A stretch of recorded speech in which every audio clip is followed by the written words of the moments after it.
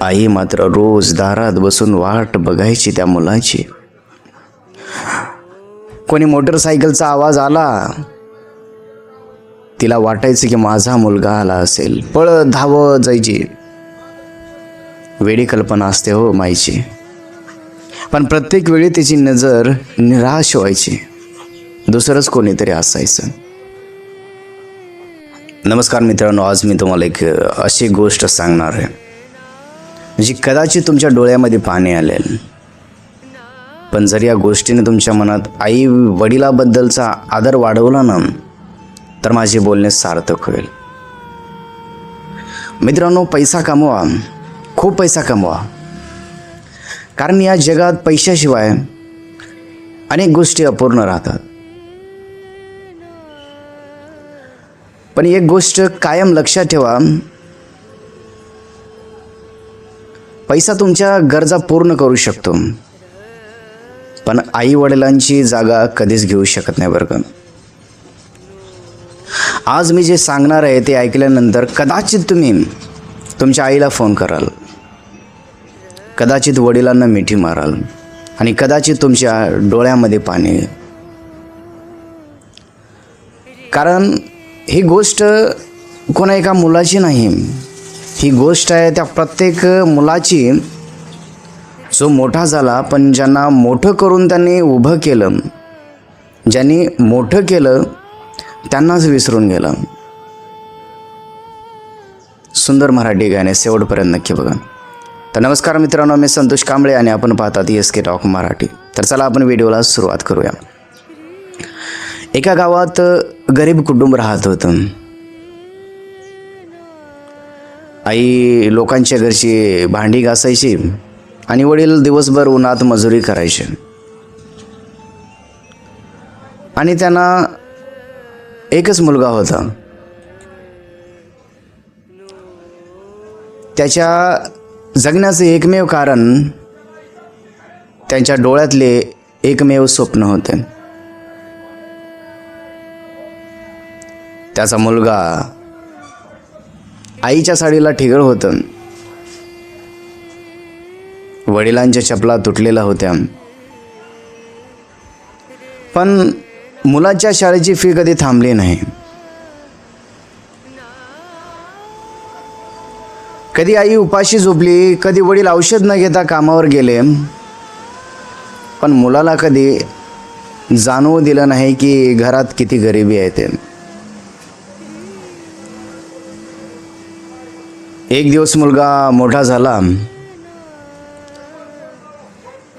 शहरात गेला, नोकरी लागली, महिन्याला लाखो रुपये मिळू लागले, त्याला भरपूर पैसे कमवू लागले.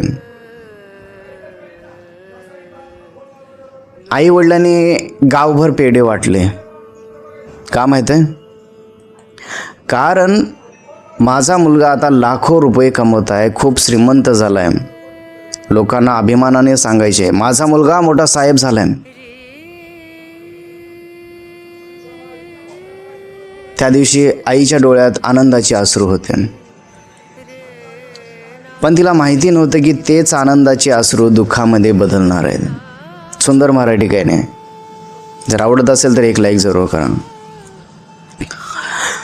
वडिलांच्या चेहऱ्यावर आयुष्यभराच्या कष्टाचं समाधान होतं, पण जसं मुलाचं बँक बॅलन्स वाढत गेलं, तसं त्याचं आई वडिलांपासून अंतरही वाढत गेलं बरं का. आधी रोज फोन यायचा, नंतर आठवड्यातून एकदा, मग महिन्यातून एकदा येऊ लागला, आणि नंतर तर फक्त सणासुदीलाच फोन येऊ लागले. आई मात्र रोज दारात बसून वाट बघायची त्या मुलाची.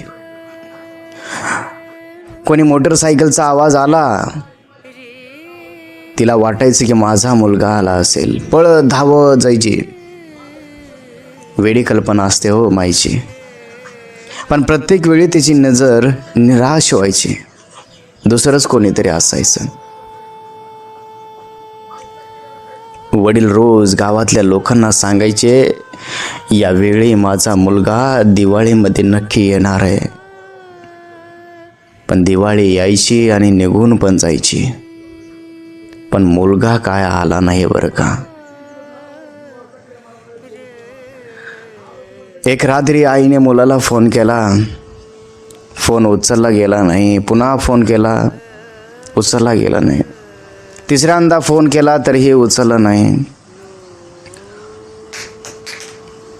शेवटी तिने एक मेसेज पाठवला, बाळा तुझा आवाज ऐकायचा होता रे, तुझा आवाज ऐकायचा होता. पण तो मेसेजही वाचला गेला नाही बरं का. 2 दिवसांनी मुलांच्या फोनवर एक कॉल आला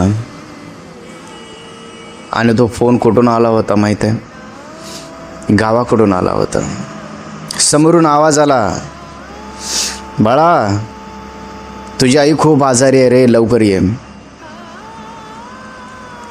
आता ती जगेल असं आम्हाला वाटत नाही, शेवटचं तुला बघायचं म्हणते, तू लवकर ये. आता मात्र मुलगा धावत निघाला. संपूर्ण रस्त्यात त्याला फक्त आई आठवत होती. पहिला शाळेचा दिवस, आईने भरवलेला पहिला घास,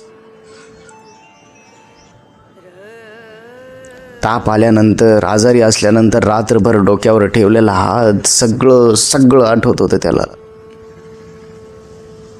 तो मुलगा घरी पोचला. घरासमोर खूप लोक उभे होते. त्याचं हृदय थरथरत होतं. तो धावत आत गेला. आई शांत पडली होती आणि ती कायमची शांत झाली होती. तो आईच्या जवळ बसला, तिचा हात हातात घेतला. तो हात त्याने त्याला, ज्या हाताने त्याला चालायला शिकवलं होतं, तो हात आता थंड झाला होता. आईच्या उशीखाली एक चिठ्ठी होती. त्याने ती उघडली. त्यावर लिहिलं होतं, बाळा तू खूप मोठा माणूस झालायस, खूप मोठा माणूस झालाय त्याचा. मला तुझा अभिमान आहे, परंतु माझी फक्त एकच इच्छा होती रे, एकच इच्छा होती की मी मरण्याआधी एकदा तुला मिठी मारावं, एकदा तुला गळ्याला लावून ठेव. पण ती इच्छा माझी पूर्ण झाली नाही रे. पण हरकत नाही, तू आनंदामध्ये राहा, सुखामध्ये राहा. मित्रांनो, तो मुलगा त्या दिवशी खूप रडला. इतका रडला की त्याच्या डोळ्यातले अश्रूही थकले. पण त्या रडण्याने आई परत आली नाही बरं का. आई परत आली नाही. भरपूर रडत होता. आई परत आली नाही. आज त्याच्याकडे करोडो रुपये आहेत, मोठं घर आहे, गाडी आहे, नाव आहे, प्रतिष्ठा आहे. पण बाळा तू जेवलास का असं विचारणारं कोणी नाही आहे. मित्रांनो, ज्या दिवशी आई वडील जातात ना, त्या दिवशी माणूस अनाथ होतो, अनाथ. वय वर्ष 5 असो की 50 वर्ष फरक पडत नाही. म्हणून जर तुमची आई आज जिवंत असेल ना, तर तिचा आवाज ऐका. जर तुमचे वडील जिवंत असतील ना, तर त्याच्या शेजारी 5 मिनिट बसा, फक्त 5 मिनिट बसा. कारण उद्या तुमच्याकडे वेळ असेल, पण कदाचित तुमचे आई वडील नसतील, आणि तेव्हा तुमच्या हातात फक्त पैसा असेल, पण आई वडिलांचा हात असणार नाही बरं का. पण ज्याच्यासाठी पैसा कमवला तेच हातातून निसटले असतील तर काय फायदा. पैसा कमवा, नक्की कमवा, पण आई वडिलांना कधी विसरू नका.